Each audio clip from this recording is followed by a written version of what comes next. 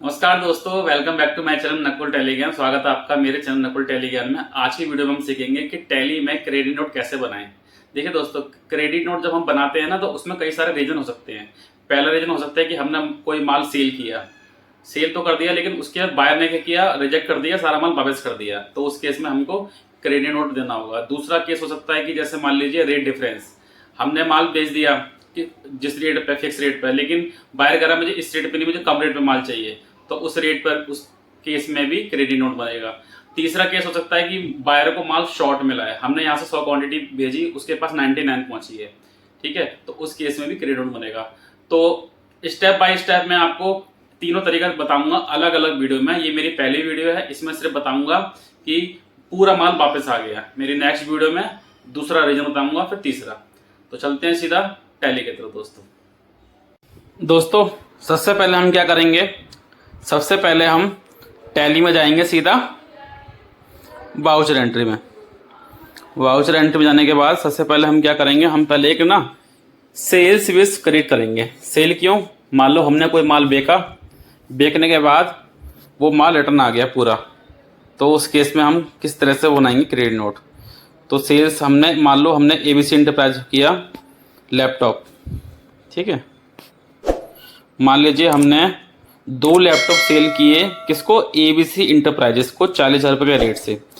और एक आइटम और ले लो, हिटाची AC लिया, वो हमने एक AC सेल किया 35,000 रुपये के रेट से। Output CGST 9%, output HST 9%, local cell हो तो, ठीक है। अब ये क्या हुआ कि माल पहुंचा ABC इंटरप्राइजेस के पास, उसने कहा कि भाई ये मुझे माल नहीं चाहिए, माल में ये दिक्कत है, जो भी दिक्कत है, ठीक है। तो उसने बोला कि भाई ये माल वापस ले जाओ। अब हम जब माल वापस लेंगे तो उसमें क्या होगा, हमको देना होगा क्या दोस्तों, क्रेडिट नोट। क्योंकि बिका हुआ जो माल वापस आता है तो उसमें हमको पार्टी को क्या देना होता है, क्रेडिट नोट दोस्तों।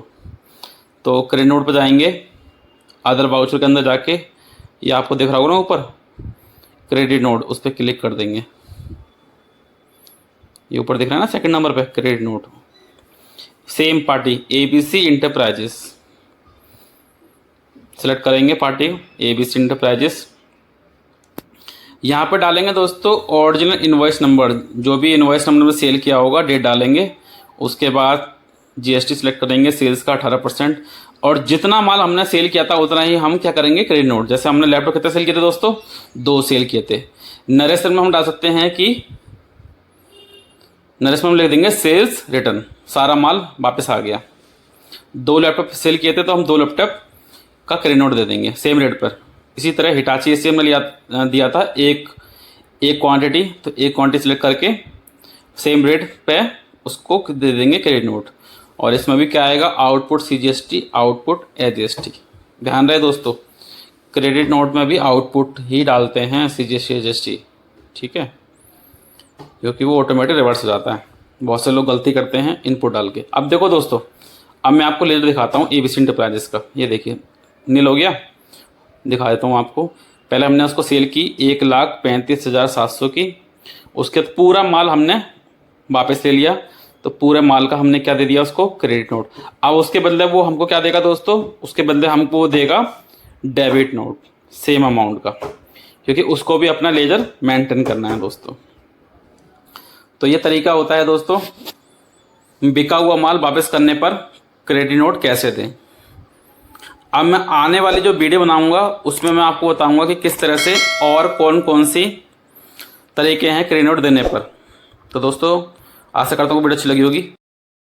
तो अगर आपको मेरी वीडियो अच्छी लगी हो तो वीडियो को लाइक कर देना, और चैनल पर नए हो तो चैनल को सब्सक्राइब कर देना।